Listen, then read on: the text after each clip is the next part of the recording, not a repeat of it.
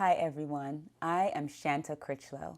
Thank you for joining me on this journey to discovering God, life, and self. This series is called Still Going Pro. We're taking a look at the sports nuggets that we know and love and seeing how they may be able to help us thrive in life beyond athletics. Today, we are looking at a nugget that may help us out during challenging times. Flexibility minimizes injury. What is the value of being flexible to the athlete? Well, loose muscles can go farther. A loose body can move faster. The athlete can be a little more agile. They can move a lot more quickly.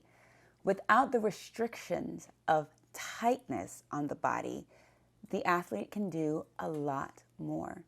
Flexibility promotes relaxation, and it also requires relaxation in order to be attained. Athletes are not just expected to be flexible in their body, but they also need to be flexible in mind as well.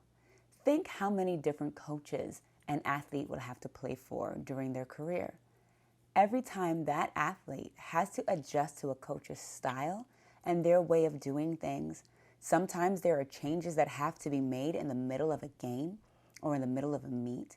There are changes to positions, very rarely, but it does happen. Changes to plays, changes to the circumstances. And the athlete always not just needs to adapt, but needs to be able to adapt and willing to adapt and ready to move and adjust as needed. Flexibility minimizes injury. Flexibility doesn't just happen by itself. The athlete has to choose to warm up. That's a little bit of extra time to their workout. Then they have to stretch. Stretching can be a little bit painful. The athlete has to choose to lean in to that stretch, relax into that stretch, embrace that pain. We'll talk about this a little bit more going forward. Now, there is danger to overstretching. Overstretching, overflexibility can actually cause as much injury as inflexibility.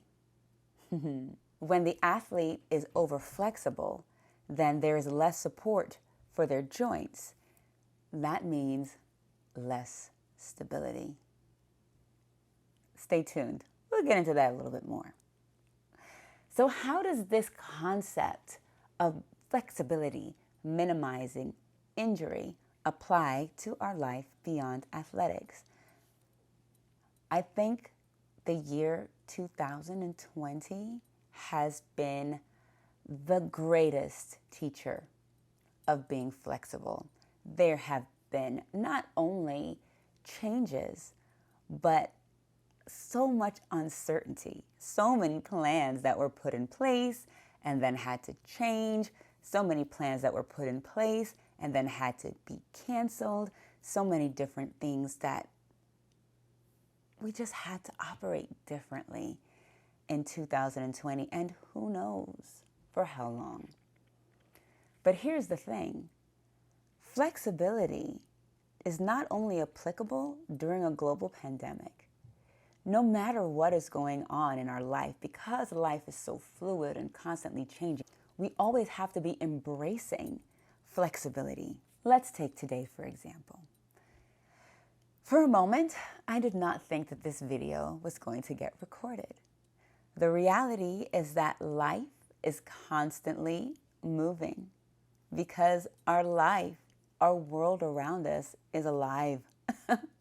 And because of that, there are going to be plenty of occasions where the movement and activity and things that are going on around us will conflict with what we desire in the moment, what we're wanting to accomplish or what we're wanting to do or achieve. When that happens, it creates resistance. But we have a choice. I had a choice today. I could have stopped and just decided, well, let me just try to work on another day where things seem to be moving a lot better. I could have surrendered to the temptation to throw an absolute childish fit and just throw myself on the ground and just cry and, do all that wonderful stuff because that's what I felt like doing. Or I could choose to just keep going. And not only that, make the decision to say, whatever gets done today, and that's fine. Because there's only so much that I can control. And there's only so much that I can do. And there's only so much that I'm willing to push myself and my sanity in order to accomplish those things. So I could make a choice to just surrender and be flexible to what's going on around me.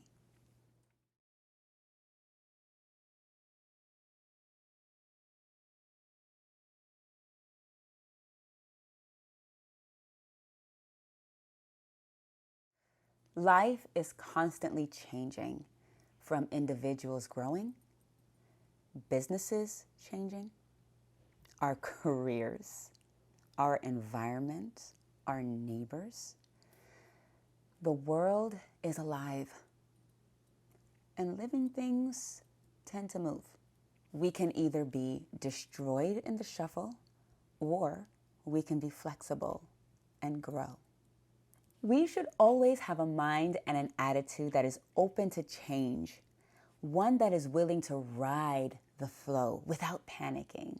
We need to have a spiritual maturity that chooses trust over panic.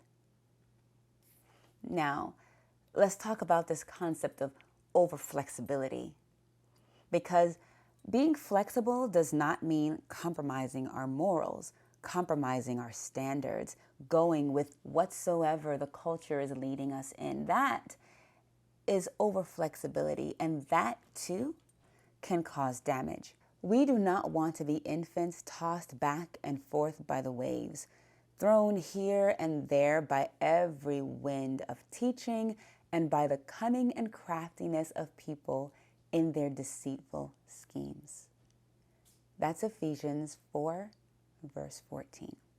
There are many applications of this principle to our spiritual pursuits, but the one that I think is the most important is in our process of getting to know God for who He is. Jesus asked His disciples two very important questions. Who do people say that I am? Who do you say that I am? My encouragement, my challenge to you this week is to pursue the knowledge of God for who He says that He is. Our view of God has been shaped by what others say, what we've heard about God, what we may have experienced with God that probably didn't align with what we expected. And it has tainted our thoughts about God, even damaged our view of God. But I'm going to encourage you to be flexible in your knowledge of Him. Forget what you think you know and get to know Him based off of what He says, which is found in His Word. And then you're going to have to be flexible once again, because let's be honest, you may not like everything that you see, but that is who He is. And He's God. So what are you going to do about it? Once you've experienced God for yourself, you could say like Job did in chapter 42, verse 5. My ears have heard of you, but now my eyes have seen you. Flexibility minimizes injury. Whatever's going on in your life around you, I heard someone say that you can be in trouble and not be troubled. And that comes with a mind that is willing to be flexible in trust. That is the beauty of being someone who follows Jesus Christ. Life can have its challenges, and it always will, but we can always rest secure in Him, knowing that ultimately He has us, knowing that all things are working together for our good, knowing that Even though what I desire is not happening, sometimes what I didn't even want might be happening. I know that God's sovereignty still has me protected because He loves me, and His plans are to prosper me and not to harm me, but to give me hope and a future. That's the only way that we can be flexible. If you like what you've heard, and if you want to see more about how this concept of flexibility, minimizing injury, applies to our everyday life beyond athletics, even to our spirituality, I am posting the link to both of those blogs further down, and each time we'll just get a little bit deeper.